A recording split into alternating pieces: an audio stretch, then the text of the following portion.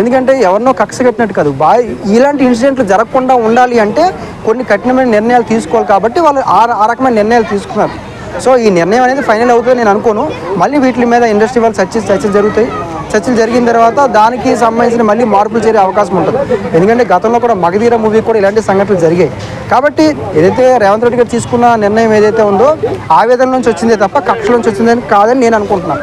అది ఇప్పుడు సంజయ్ థియేటర్లు కూడా పోలీసులు లేఖ రాశారు, ఇలా ఒక సెలబ్రిటీ వస్తున్నాడు అంటే ఆ ప్రొడక్షన్ ఇబ్బంది గవర్నమెంట్ తప్పంటారు, లేకపోతే ఈ జరగడం వల్ల రేట్లు మళ్ళీ రేవంత్ రెడ్డి గారు చెప్పండి. అంటే ప్రొడక్షన్ ఏదైతే ప్రొడక్షన్ కోసం అడిగారో థియేటర్ సంబంధించిన ఇష్యూ మీద అల్లు అర్జున్ గారు వస్తారని చెప్పడం జరిగిందో, వీళ్ళు లెటర్ రాశారు, వాళ్ళు రాలేదు, లేదా గవర్నమెంట్ నిర్లక్ష్యంగా వ్యవహరించింది అందుకే ఇలా జరిగిందని ఇది ఒక అపోహ.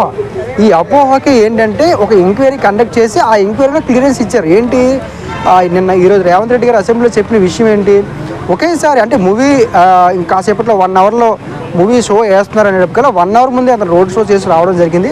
రోడ్ షో చేసి వచ్చిన తర్వాత గేట్ల దగ్గర ఒకేసారి తోపులాట జరిగింది. ఆ తోపులాటలో బౌన్సర్లు అల్లు అర్జున్ ఫ్యాన్స్ని కావచ్చు, లేకపోతే అక్కడ ఉన్న ఎవరైతే థియేటర్ దగ్గర ఉన్నారో వాళ్ళందరినీ కూడా ఈ బౌన్సర్లు తోసేయడం వల్ల ఆ ఇన్సిడెంట్ చాలా బలంగా జరిగింది. అందుకే ఈ ఇన్సిడెంట్కి ప్రధాన కారణం అని చెప్పడం జరిగింది. అదేవిధంగా ఇన్సిడెంట్ జరిగిన తర్వాత కూడా పోలీసులు వాళ్ళకి సహకరించలేదు అల్లు అర్జున్ గారు. అదేవిధంగా ఈ ఇన్సిడెంట్స్ ఇలా జరిగింది, చనిపోయారు కాబట్టి మీరు ఇక్కడి నుంచి వెళ్ళిపోనని చెప్తే కూడా అల్లు అర్జున్ గారు వినలేదనే విషయాన్ని అసెంబ్లీలో ముఖ్యమంత్రి గారు చెప్పడం జరిగింది. సో ఇంత పర్టికులర్గా క్లియర్గా ఓపెన్గా చెప్పారు. ఇప్పుడు రేవంత్ రెడ్డి గారు సీఎం స్థాయిలో ఉన్నారు, ఇప్పుడు అల్లు అర్జున్ కూడా ఒక నేషనల్ స్థాయి వ్యక్తి, అలాంటి వ్యక్తిని కాళ్ళు పోయా లేకపోతే కిడ్నీలో పోయా అలా పరామర్శించవచ్చు, ఆ రకంగా దుర్భాషలాడటం మీ మాటలేదు. అంటే అది ఆవేదన నుంచి కలిగింది. అంటే అందరూ కూడా జనరల్గా ఒక ఆలోచించండి, బాధితుల్ని మనం పరామర్శించాలి. అది ఎవరు పరామర్శించారు?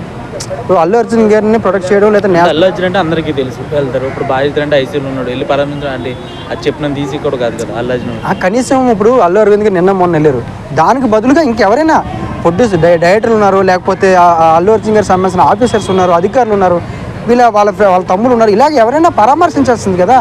అంటే ఇక్కడ మీకు అర్థం అవ్వని విషయం ఏంటంటే, అందరూ ఆలోచిస్తున్న విషయం ఏంటంటే, ఒక ఇన్సిడెంట్ జరిగిన తర్వాత వాళ్ళకి ఇచ్చే నష్టపరిహారం ఏదైతే ఉందో అదే బేసు కాదు. మానవ దృక్పథంతో కూడా మనం పరామర్శించాలి, కలవాలి, వెళ్ళాలి, పొరపాటు జరిగితే ఒప్పుకోవాలి. ఆ రకమైన ఫీలింగ్, పశ్చాత్తాపం అనేది సరిగ్గా లేకపోవడం వల్ల ఇలాంటి.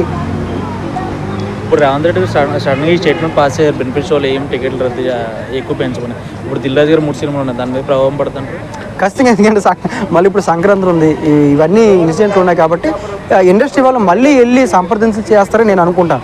ఎందుకంటే ఇన్సిడెంట్లకి ఒక చర్య తీసుకుంటేనే రేపు సినిమా వాళ్ళు కొంచెం జాగ్రత్త తీసుకునే అవకాశం ఉంటుంది. అలా కాకుండా ఏదైనా జరిగింది, ఒక అమౌంట్ ఇచ్చేసాము వెళ్ళిపోయింది అంటే మాత్రం మళ్ళీ అలాంటి ఘటనలు మళ్ళీ జరిగే అవకాశాలు ఉన్నాయి. దాని ప్రభావం మళ్ళీ ప్రభుత్వం మీదే పడుతుంది.